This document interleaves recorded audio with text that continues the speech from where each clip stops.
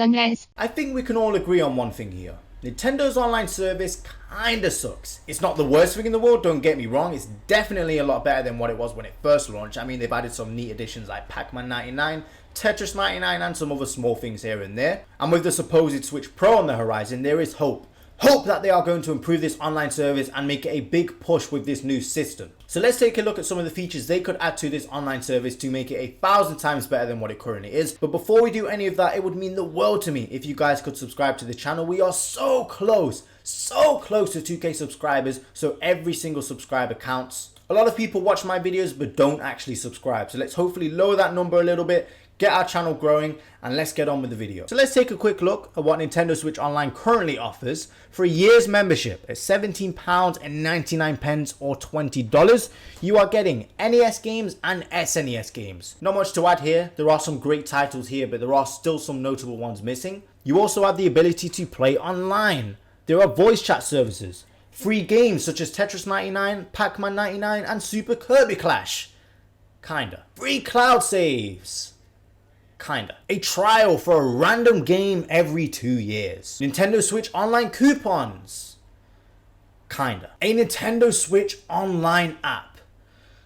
Yeah, that's all I've got. But on a more serious note though, can you see the issue here? It seems like with every single feature they offer with this service, there is always some kind of catch. Apart from the 99 games pretty much. And look, I get it. It is a very cheap service, but it still isn't really worth it in my opinion when the base features don't really work all that well. Or if you do want to use them, there's always some hassle tied to it. And with this service being so cheap, it is basically an excuse for Nintendo to put in the bare minimum, because if they charge more, they know they are going to have to put some more effort into it. So I have an idea.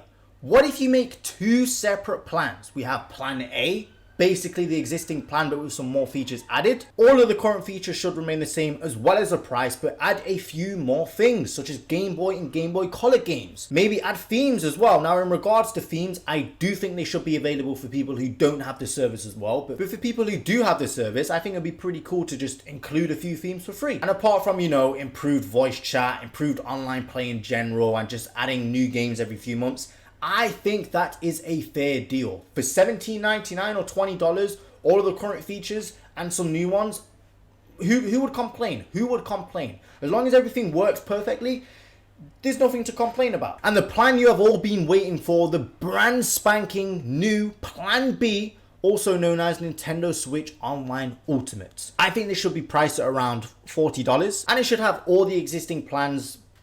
And it should have all the existing features that Plan A has, as well as Nintendo 64 games, Game Boy Advance games, GameCube games. Now this part is important.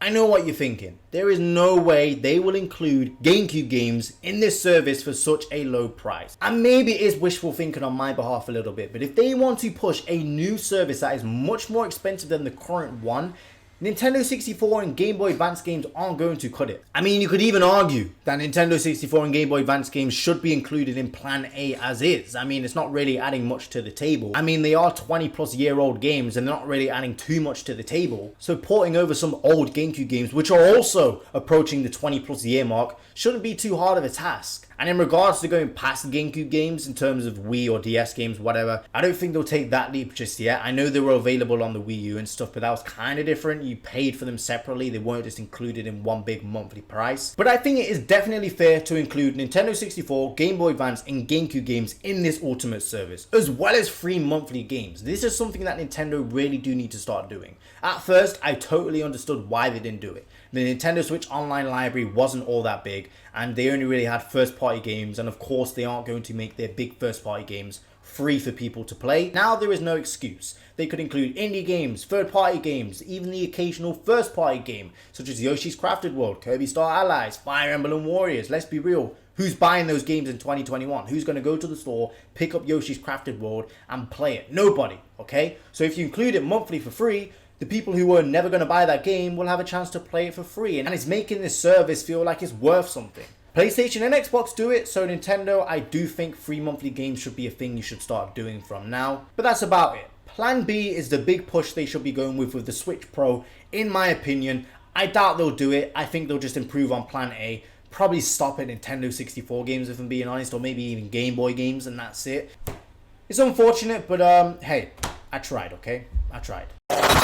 Sunrise.